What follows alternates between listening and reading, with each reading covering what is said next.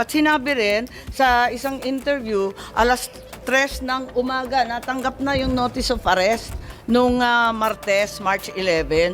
Sinabi naman ni Secretary Remulla na si PNP General Marbil nakatanggap ng notice of arrest warrant alas 3 ng umaga ng Martes at sinabihan ang Pangulo ng alas 6. Nabasa niya na nga sa alas 6 ng umaga. I So stand by ibig that, sabihin, hindi po chismis to. Meron ng notice of arrest warrant. You're Totoo na talking siya. about 2 different days, ma'am. Okay. March 10. Sige, clarify was- po ninyo para March 10 maintindihan namin. was conjecture. March 10, was chismis pa conjecture. lang yun. Yes, ma'am. Dala nung salita galing sa Hong Kong. Yes, ma'am. Okay. March Tapos, 11 was a formalized transmission Okay. by the ICC towards Interpol. And that was the first knowledge that this administration had of the presence of a action by the ICC directed towards Interpol. And that was the only formal knowledge that we had. So, andun lang. So, ang ibig sabihin, ang gobyerno hindi tumulong sa ICC sa application ng warrant. Nagulat kayo na dumating na lang yung dokumento. Yes, ma'am. Wala kayong kaalam-alam or paghihingi. None whatsoever, ma'am. None whatsoever. Ganon din yung SOJ, pati yung SND. Wala kayong balita, wala kayong hinikayat, wala kayong pakikiusap na ilabas na yan sa lalong madaling panahon. Wala po ako rito noon eh. Nasa Vienna po ako. Ma-attend po ako ng United Nations meeting sa Drugs and Crime, UNODC. Yung March 10 o yung 11 po? Parehong araw po, wala po ako rito. Ngunit nakikipag-usap ako sa telepono na tinatanong ko yung nangyayari dito sapagkat ang Department of Justice ay involved syempre sa bawat proseso. At kinakausap ko po yung mga pwede kong kausapin tungkol dito. Okay, so wala kayo dito pero kayo nag-anunsyo at lumabas sa balita na alas 3 ng umaga pa lang ng Martes andyan na yung notice of warrant. It was me, ma'am. It was Ikaw me. ba? Ibang It was Remulla me. yun. Baka It was na-confuse me who pati confirmed, media. ma'am. Po. It was me who confirmed during the press conference of March on Tuesday, March 11, I think, that when the president asked me on when the notice of diffusion arrived, and I stated it was 3 a.m. Salamat. Okay, si General Marbil, may idadagdag po kayo. Kayo daw ang nakatanggap eh.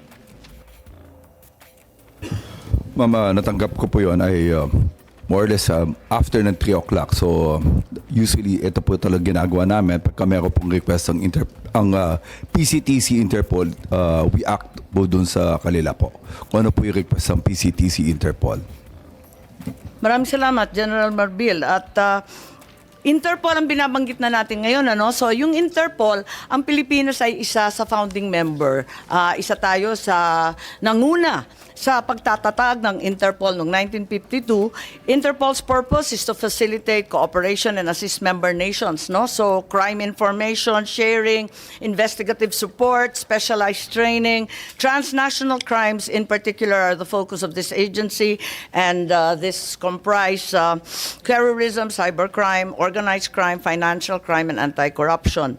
And to ensure that it is not used for persecution, in its constitution, the Interpol has Article 3, providing that it's strictly forbidden for the organization to undertake any intervention or activities of a political, military, religious or racial character. So maliwanag yan sa Interpol, hindi sila manghihimasok sa politika at sa domestic affairs ng isang bansa. Ngayon, eto na yung press con ng ating Pangulo noong March 11 ng 2025 at sinabi niya, andito yata yan, it's a request of the Philippine government from Interpol. And to enforce the arrest warrant, and of course we comply with our commitments to Interpol. We did not do this because it was derived or it came from ICC, but rather from Interpol. Because they asked us, we have commitments to them, we live up to those commitments. I don't think we violated the country's sovereignty. Bakit naman? Dahil consistent naman tayo, hindi tayo tumutulong sa investigasyon ng ICC. Wala tayong meron contact, pero not on an official level. We did not help them in any way. The arrest we did today was in compliance. Ayan, mabasa ninyo. Was in compliance with the commitment to Interpol at hindi yung ICC. Hindi natin kinakausap ang ICC, marami silang hinihingi sa atin ng mga dokumento, wala kaming binibigay. Yun lamang, hindi natin mahindian ang Interpol. So kung may duda sa ating pakikibahagi sa ICC, ang sinasabi ng Pangulo, ang ating commitment, obligasyon sa Interpol ay maliwanag at walang duda. So, ang sinasabi natin, kailan ba natanggap ng gobyerno na yung ICC naglabas na ng warrant of arrest laban kay Presidente PRRD? At alas 3 nga ng umaga. Yun ang pagkakaalam kong yun. So, hindi, March 11.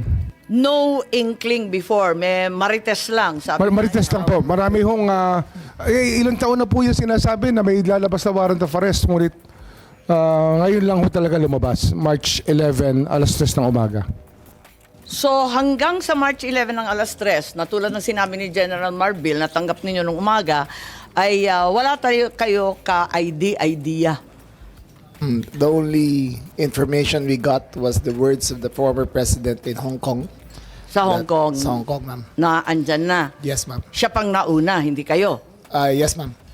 Nakakatuwa, no? Anyway, hindi ba March 8 pa lamang, marami na ring chismis na magkakaroon ng arrest warrant. In fact, the following day, mismo yung palasyo, Malacanang, sinabi na may mga haka-haka na ganun nga, lalabas na, and the government is prepared for any eventuality. Bakit nasabi yun kung wala pang hawak na notice or kopya?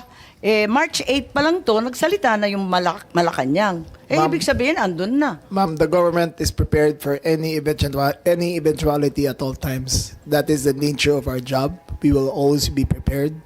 We will always be on hand to enforce any of these laws, ma'am. So it does not mean na yung executive o yung palasyo may nalalaman tungkol sa warrant Ma'am, of arrest. no one knew, ma'am. Walang may Again, alam. I repeat, ma'am, as of March categorically, no one knew until 3 o'clock of March 11. 3 a.m. Yes, ma'am. Sa umaga. Nung March 9, ang ating USEC sa PCO sabi, if Interpol hihingi ng assistance galing sa gobyerno, tutulungan. So why was Interpol already being mentioned and being bandied about as early as March 8, March 9, kahit wala pang notice, wala pang red notice, wala miski ano? Ma'am, maybe in context, sabi ko nga, marami ho naging pagkakataon na tumulong po Interpol sa atin, kaya hindi natin nalilimutan. Isang example po dyan ay yung paghuli po kay Alice Go sa Indonesia, at marami pa ho yung mga ibang pagkakataon na tumulong po Interpol sa atin. Ba't alam na ng palasyo that Interpol will be involved if at that time there was no confirmation or receipt of any warrant? Bakit nagsasalita na ang palasyo, nagsasalita na yung PCO, sinasabi na huwag kayo mag-alala, handa tayo sa anumang mangyari. Bakit nagre-reassure na ang palasyo? Ano ho kasi yan? Parang pinapanatak. Ang mekanismo po kasi ng International Tribunal, katulad po ng ICC, ay lumapit po sa Interpol upang ipamahagi o upang iserve ang warrant kasi wala po sila sariling kapulisan ang ICC. So, kaya alam na umaasa ninyo- rin po sila sa Interpol. Tama. So, ang executive, alam na ninyo na ang Interpol ang gagamitin. Hindi sa wala Ay, tayong ano ho alam. yun eh, logical lang po yun. Pero- It's logic that Interpol will be the one used as they were the ones used in the past already. Alam naman natin na gagamitin ng Interpol, pero hindi naman laging Interpol ang ginagamit ng ICC. Hindi ko po alam yung iba. Paano natin Ang alam alam? ko lang ho, Interpol talaga. Ang alam natin, iba-iba, di ba, sa history ng ICC. Kaya nagtataka ako, ba't ang aga-aga, March 8, alam na natin Interpol ang magbibigay ng warrant. Marahil ho kasi ang Interpol may opisina rin po sila sa sa Paris tsaka sa Hague. Kaya nag-uusap-usap po lahat 'yan. yung Eurojust, Europol, ICC, ICJ, isang lugar lang po yan sa The Hague. Po, alam natin, pero iba-ibang pamamaraan ang ginagamit ng ICC para hulihin, dakipin, at mag-serve ng warrant. So, ang sinasabi natin, siguro sina General Marbil, pagkat sila naman ang nakatanggap nito, walang contact or coordination sa ICC or Interpol bago March 11. Bago March 11, yung alas 3 ng umaga, nung sinasabi po ninyo, talagang wala kayong ka-idea, walang notice, walang timbre, walang tawag, walang kaalam-alam ang Pilipinas tungkol dito. Ma'am, can I answer that, ma'am? Si General Marbil ang tinatanong po. Okay, ma'am. Pwede kayong magdagdag, ma'am, ya? Ma'am, wala po kaming communication with the ICC except for the PCTs lang po. We rely on the Philippine Center for Transnational Crime. Teka, so kauna-unahang pagkaalam mo tungkol dito sa warrant mula sa Interpol nung Marso 11, ika-11 ng Marso, tama ba? Yes, Madam Chair. Sigurado kayo, ha? Yes, Madam Chair. Oo, okay. So, but you just said na it doesn't go to you directly. Sabi mo, dumadaan muna sa transnational crime. Pwede ba natin tanungin ang ating head ng transnational crime? Andito po si Executive Director Alcantara. Kayo ba ang una nakatanggap nitong galing sa Interpol? Magandang umaga po, Madam Chair. Tama po yun. Ang NCB Manila ang tumanggap po at 3 o'clock in the morning nung diffusion na sinasabi na may warrant of arrest na po ang ating dating Pangulo at yun po ang ginamit namin, pinan-out namin. Tapos pinadala ninyo kaagad sa kapulisan? Law enforcement agencies po ang mga pinadala natin, ang National Bureau of Investigation, ang Philippine National Police, ang Bureau of Immigration at pinadalang ko rin po ang Department of Justice. Okay. Maraming salamat at may dadagdag yata si Secretary John Vic. Ayun na guys. Good morning once again. Yeah, we are now live. We are watching the hearing, Senate hearing regarding the arrest of PRRD. Wait lang guys. Saglit lang guys ha. Ayun. Good morning once again guys. Thank you so much for watching and I hope everybody's okay. Wait lang guys, set up ko lang yung ano ko ha. Saglit lang. Ayan. Window. Okay. Wait lang guys, saglit lang. Alright. So, ayan. Let's watch this guys. Wala na, ma'am. Wala na, ma'am.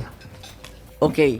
At was a red notice, itong tinatawag na red notice, iyon ba ang pinadala ng Interpol, Executive Director Alcantara? Kasi ang binanggit mo ngayon, diffusion. Ang dumating Kasi- po sa atin Oh. ay isang diffusion,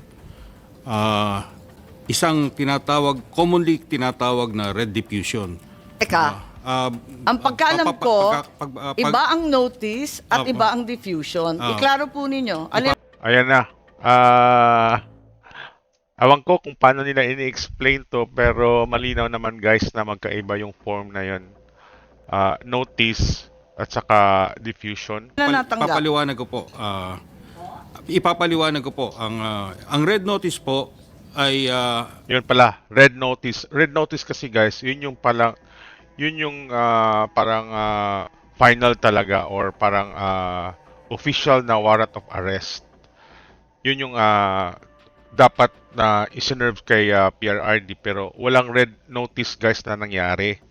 Parang tama ba? Parang diffusion lang yung sige nga pakinggan natin ulit. a request for international police cooperation that has been applied for by a member country or entity that are distributed to every member of the organization. Opo, alam natin yon. Okay Pero po. ang sabi kanina, red notice ang natanggap. Ngayon ang sinasabi mo, hindi red notice, kundi diffusion lamang. Tama po. Alin ba talaga? Diffusion po. Walang red notice. Nagkakaroon po ang general public or everybody ng Pero alam natin confusion. na hindi magkapareho yun. It's equivalent po to a red notice. Hindi po. Ang red, Mas alam ninyo ito sa akin. Opo, Ang opo. diffusion po, hindi red notice. Tignan lang natin ang hindi nga po. website. Ang diffusion po is a request for international police cooperation that is coming from an entity or another member country that is directed to another member country or Tama, several oo. countries. Yung po Yeah. pagkakaiba. Sa member to member, Opo. it's an unverified report requesting for Member to member, hindi naman tayo member ng ICC, di ba guys? Tapos sabi naman ni Remulla kanina is only applicable to individual daw, not to a nation. Ayun. information, humihingi lang, nakikipakilang sa kapwa member na kung maaari, tulungan ninyo kami. Pero hindi siya verified, hindi siya dumadaan sa kanilang commissioner, hindi siya pinopost sa website katulad ng red notice. But Tama po ba? It went through the Yes. police of the organization's police database. Pumasok din po 'yon sa database. Pumasok sa database for unverified. Maliwanag Oo. siya, di ba? Papaliwanag Di ba po ganon? na- So, hindi po red notice ang natanggap. Tama? Diffusion po. A red Diffusion. And more technical po, it's a wanted person diffusion. Tama. More technical. So, walang red notice. Kapag walang pag-diffusion lang, ang pagkaintindi natin, humingi lang ng impormasyon, di ba? Hindi po. Meron po tinatawag na red diffusion, blue diffusion. Oo, maraming kulay yun eh. Yung sinasabi po niyo na humihingi lang ng impormasyon is blue diffusion. Okay, Information. may kulay ba ito? Yung Eh, pinadala sa atin, anong kulay ng diffusion? Ito po ay wanted person diffusion. So, walang red notice. Hindi po siya red notice. Nakatanggap pa wanted. tayo ng red notice at any point? Itong pong wanted person diffusion na to, pagpasok po sa Interpol sa Leon, pa-process po ng notices and diffusion. Opo, alam po natin Okay. yon. Alam natin yung procedure. Ang kasunod po Madalas nun- na natin ginawa yan eh. Kasunod po nun, Oh, wait guys. So, wait. Skip lang natin guys. Wait guys ha. Skip ko lang to dahil live tayo. Okay. Skip ko lang guys. Saglit lang. Window. Ayan. Second lang naman to. Ayan. Okay, we're good. We're back. Okay. dahil po may urgency, they decided na it Balik will go natin ng through konti. by So, lumund- Okay. Gulo Teka. kausap. dahil po Ni may Alcantara. urgency, they decided na it will go through by So lumundag na diffusion. tayo mula sa diffusion, hindi man lang na-confirm, hindi man lang napagtibayan, hindi man lang nadaan sa commissioner nila, hindi man lang nailagay Tama. sa website o naging opisyal, lumundag na po tayo. Sa diffusion pa lang yan mo. Hindi, kasi inaamin ninyo, wala namang red notice kailanman. It is our job to find it out immediately, disseminate immediately, because the nature of the diffusion is... Bakit si Congressman Arnie Teves may red notice na, hindi pa natin nagagawa ng paraan? hindi ko po masagot. Ma'am, yung kay Arnie Terves, kaya ho siya nahuli sa East Timor ay dahil sa red notice. Yun ang dahilan. Oo, klaro po yun, yung red notice. Kaya nga, ang pagkaintindi namin, red notice din ang sinasabi. Ngayon, lumalabas na wala kailanman na lumabas na red notice mula sa Yun ang Interpol, difference, kundi guys. diffusion lamang. Baka dahil ho sa panahon, kasi mabilis po ang pagganap ng lahat, yung mga pangyayari. Mabilis po nangyayari. Kaya, Bilis talaga nun. marahil, sa ordinaryong pagkakataon, nandyan po ang red notice. Dito, wala akong pagkakataon marahil. Madam Chair, gusto So, ko... ibig sabihin, ang katotohanan, walang red notice. Mag-ingat po kayo, you're under oath, makukontempt po tayo. Dahil pagbibigyan natin, kasi sabi, red notice, yung pala, hindi red notice, nasa diffusion na po. There was no red notice and what was issued was merely a diffusion. Pakita po natin, may pagkakaiba yan, matindi. So, itong diffusion, hindi yan pinagtitibay ng Interpol Secretariat. Hindi Patay. dumaan sa commissioner. Tama po ba? Meron pong disclaimer to say that it did not go to a review of the notices and task force diffusion. So, may So, disclaimer. Pero, nag-mobilize ang pamahalaan ng libo-libo, 7,000 ang pinagmalaki na kapulisan para sa isang request for information ng Interpol na unverified.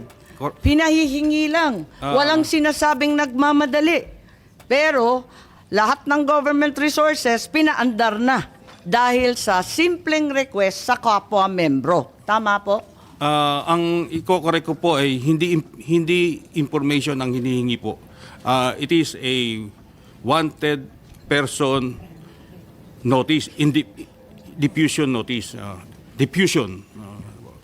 Hindi po siya Diffusion notice. wanted person po ang nandoon.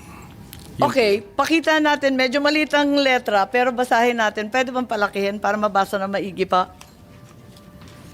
Okay. So, maliwanag, tama po na dumating ng 3:04 ba to? Correct po. Tama. Ng umaga, Tama Arian. Ang liwanag. 3:04. Tapos, Wait guys, basahin nga natin.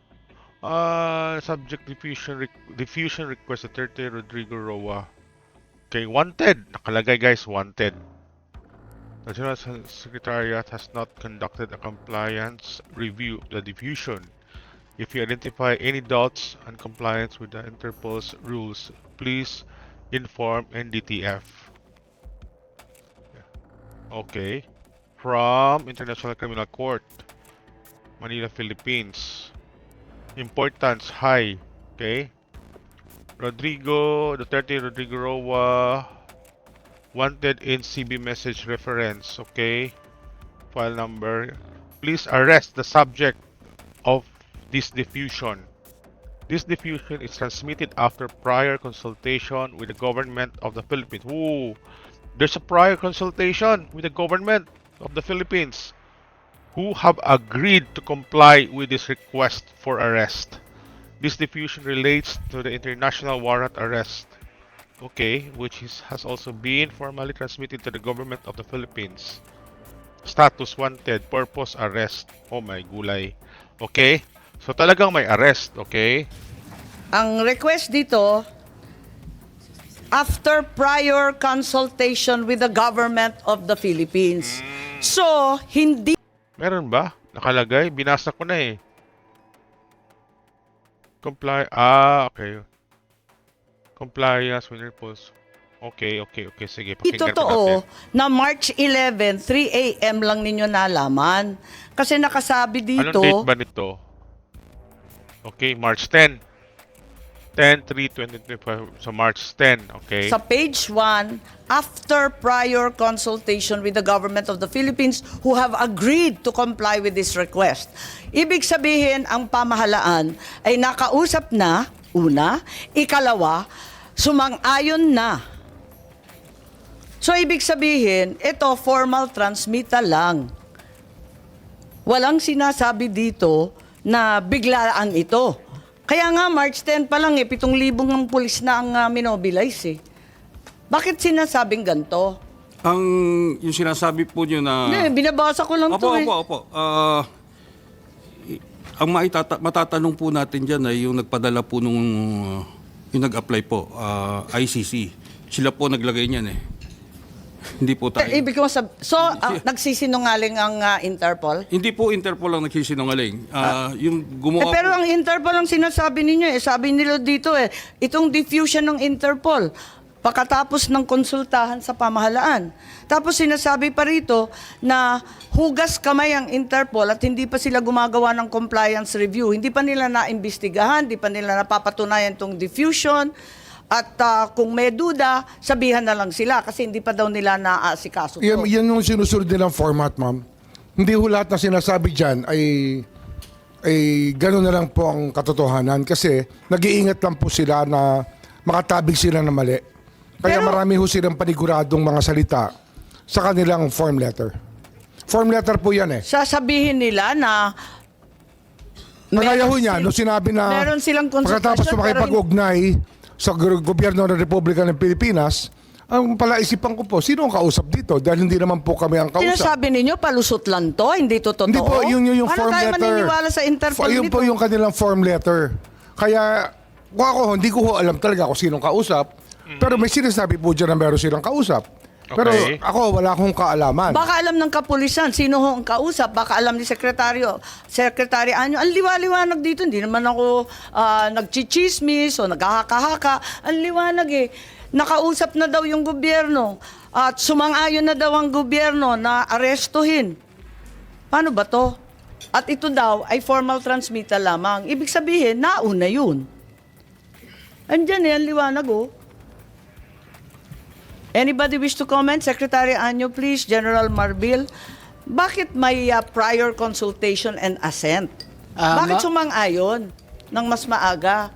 Well, Madam Chair, I'm not aware of any coordination of that, and I only learned of this diffusion and warrant of arrest in the morning of March 11. So, yun lang So po. lahat kayo, March 11, 3 a.m. O 3:04. Ito yata dito. Tama naman yun. Pero, Executive Director Alcantara, Opo. form letter ba to? Medyo specific to prior consultations with the government of the Philippines. Hindi siya form letter I cannot Nakakita na rin confirm kami. or deny, Nakakita but, na rin kami ng ganito it looks like a form letter. form letter. No, it Who have looks agreed like- to comply? Oo. Form It's letter lang pala yan. it's a genuine letter from the Interpol that came from the Interpol Oo, tama. system. Verified naman to. Opo. Kaso nga lang, unang-una, diffusion lang siya. No such thing as red notice was ever received. Ma'am, Sabi mo, dahil sa kailangan i-expedite. Ikalawa, tinatanggi ninyo na merong prior consultation dito at saka acquiescence or agreement. Hindi ko po masagot yung prior consultation. Ang masasagot Wala, ko po... nandito lang. Oh, Ba't nila isusulat yan kung di totoo? Okay, basahin pa rin natin. Andito tayo, no?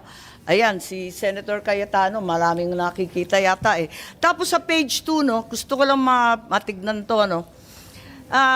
Kasi ang liwanag po nito Ang sabi dito, basahin po natin yung page 2, ano? Ayan. The ICC has been mandated to investigate crimes against humanity. Pakitignan na lang po ang sumunod. Sige, itaas pa po yan. Indirect co-perpetrator. So, ibig sabihin, hindi siya principal, indirect pa. parang ganun po yung understanding. Sino yung direct? Saan na yung direct? Ba't hindi inuna? Pangkaraniwan ba to na hinuhuli muna yung indirect kesa sa direct? Form lettering ba to? Iba ho kasi yung legal language na ginagamit ng iba't ibang bansa sa kanila hong pagbibigay ng communication. Tama po. Siyempre, iba-iba yan. At saka translated to in many languages. Opo. Pero yung indirect, sa palagay ko, kahit Frances man yan or High German Swiss, ganyan pa rin indirect. Hindi siya principal. Hindi kasi ho, ano nga yung legal system po depende ho sa kanilang pagkasulat ng kanilang mga batas. Kasi kagaya ho sa atin, conspiracy po ang tawag natin dyan, di sa ating bansa. Co-conspirator po ang tawag sa isang taong Tama. participate sa Kaya isang nga, krimen. Eto, co-perpetrator. Yun nga ho yun. Pero Marahil yun po yung definition niya ay lumalapit po sa ating definition na conspiracy sa ating bansa. So yun po yun. Marahil lagay natin sa konteksto na yun po ang kanilang lingwahe sa kanilang batas, sistema ng batas, iba ho ang lingwahe natin dito. Nako, kahit i-Frances yan, yung indirect, hindi direct, di po ba? Oh, ganun din naman sa conspiracy. Kaya nga. Oo. Kaya nga nagtataka lahat. Bakit siya unang hinuli? Bakit siya dinampot bigla? Hindi naman pala siya yung bida. Hindi naman siya yung kontrabida. Pero sinabi ho na co-perpetrator. Tama, pero Oh, indirect. kasabwat. Sinabi ho diyang kasabwat. Okay. Oho. Ngayon, tignan natin. Action to be taken. Locate and arrest with a view to extradition. Assurances are given extradition will be sought upon arrest of the person in conformity with national laws or the applicable bilateral and multilateral treaties. Ibig sabihin, hindi yung kidnapping or yung Hindi extraordinary po kidnapping. Wala ho rendition. nangyaring kidnapping, ma'am. Pero may extradition, bakit Hindi, meron ho in-extradite? dalawang option yan Ang haba ng Ang proseso. international humanitarian law gives us two options. Walang nakasulat There are two dito. options under international humanitarian law. I'm just The first talking option is about the extradition. diffusion, No, I have to explain the law, ma'am. The international humanitarian law gives us two options: extradition or surrender. And we chose the surrender path, ma'am. not extradition. So despite the myriad and Moments Oh, like wait, these guys. are best. Ayun. So, ganun na nga nangyari, guys.